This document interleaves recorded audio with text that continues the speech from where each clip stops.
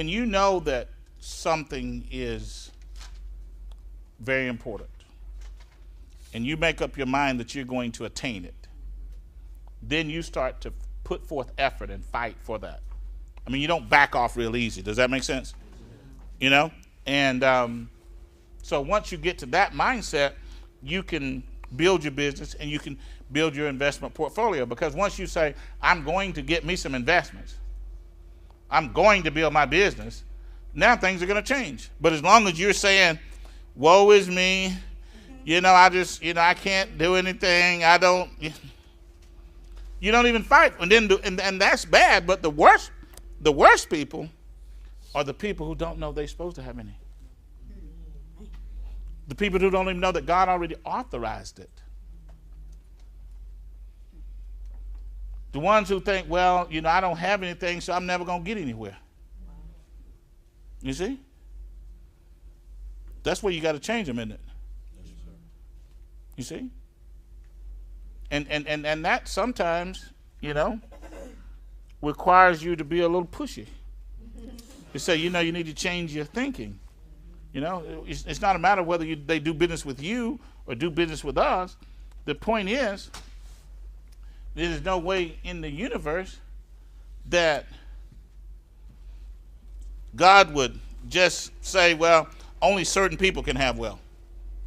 Why would he do that? It's clear. He says he gives us power to gain wealth. He says he's no respecter of persons. Okay? So that means it's available to anybody that really want to do it. But it's like anything else. This is one of my deep beliefs. And a lot of times, I put things in perspective via the church because I grew up in the church. Okay? Almost any church or religious organization you go to, they're going to have choir practice. Am I correct? Yep. And I have just been wanting to know for many, many years what day, because I already know choir practice is Tuesday or Wednesday, and mostly Tuesday, because prayer service is Wednesday. And I'm just wanting to know what day is money practice day. Because every organization got choir practice on Tuesday, right? So I'm just trying to find out what day do I come for money practice. Because in my mind, is more people there interested in some money than it is a good song. Am I right? So what day? When y'all find that day, let me know I'm coming to that church. But I am serious about that, though. I am serious about that practice thing because you think about it. People are always having choir practice, aren't they? I agree. And wouldn't you say that if people, you see, now let me give you an experience that I had. I was when I was in Tacoma, Washington years ago. When I moved to Tacoma, Washington in the early 80s, I guess a couple 100,000 people there. And there was a small Korean community there at that time. Okay? And I used to go, then there was a little print shop, because I was in business, had to get stuff printed. So I would go to this go by this little print shop all the time to this. And I had a couple clients that I sold insurance to that were Koreans. And so I would go by this little restaurant, and every Saturday night that I would go by that way, because I had to pass through my home, I would go through there, and the restaurants would be closed, but in the back I could see a light. So I asked my buddy, I said, man, why is that lights back there on all the time? Just one little restaurant. And he said, well, they're back there, and that's where they meet and have their civic and business meetings and building their resources. If you go to Tacoma, Washington today, about 20% of that town, the buildings do not have English on the door. Banks, restaurants, hotels.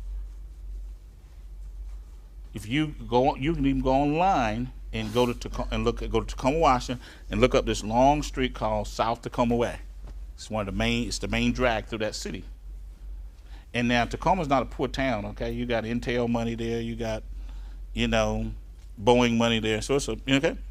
But my point is, within a 20, 25 year period of time, they build a city inside of a city by planning finances. Wow. So when I say money practice, what I'm saying is when you come to your MyEcon meetings on the first Saturday of each month, that's what we're having is money practice. I love it. Okay? Right. And when you go back to your towns and your cities and you get with your groups, when you having your strategy sessions, that's what you should be doing. Getting everybody on your team smarter about money and investing and taxes and debt. You see? Not just we excited, we motivated, it's good, it's wonderful. That's okay, but the bottom line is it's going to take knowledge to win. It's going to take knowledge to win. We can't win.